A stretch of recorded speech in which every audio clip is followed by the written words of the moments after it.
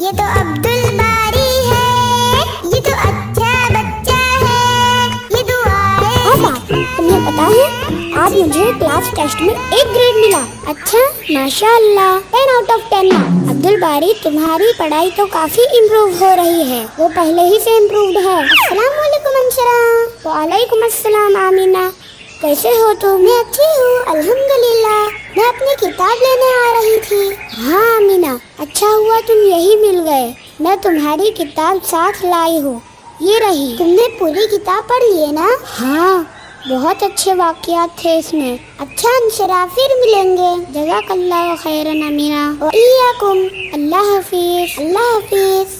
آپا تم ہمیشہ دوسروں کو تھینک یو نہیں کہتی ہو؟ نہیں عبدل باری، میں تو لوگوں کا شکریہ ادا کرتی ہوں۔ نہیں، تم تو ہر وقت جزاک اللہ خیر ہی کہتی ہو۔ ہاں عبدل باری، کیا یہ زیادہ بہتر نہیں کہ ہم دوسروں کا صرف شکر ادا کرنے کے بدلے کچھ زیادہ مفید چیز دے دیں؟ مفید چیز؟ وہ کیسے؟ وہ ایسے کہ جب ہم کسی کو جزاک اللہ کہتے ہیں تو ہم اسے دعا دیتے ہیں۔ دعا؟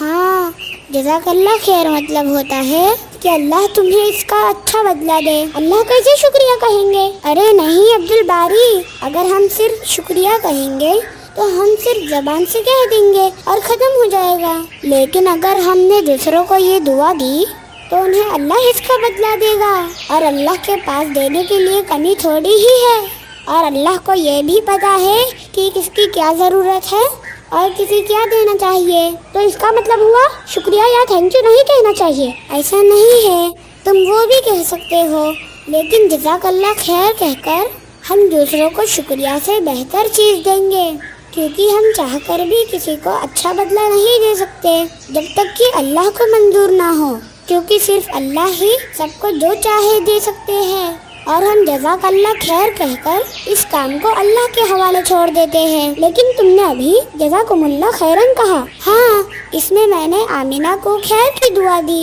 اور کہا اللہ تمہیں اچھا بدلہ دے۔ واہ، تب تو میں بھی ہمیشہ لوگوں کو شکریہ سے بہتر چیز دوں گا، انہیں جزاک اللہ خیر کہہ کر۔ ہاں، اس سے تم ان کی کسی مدد کے بدلے میں دعاؤں سے نوازو گے۔ مجھے پتا ہے آپا، اور یہ بھی پتا ہے کہ ہمیں ہمیشہ ایک دوسرے کو دعائیں دیتے رہنا چاہیے۔ تم پھر شروع ہو گئے، اب چلو جلدی۔ ہاں میں تو چل رہا ہوں۔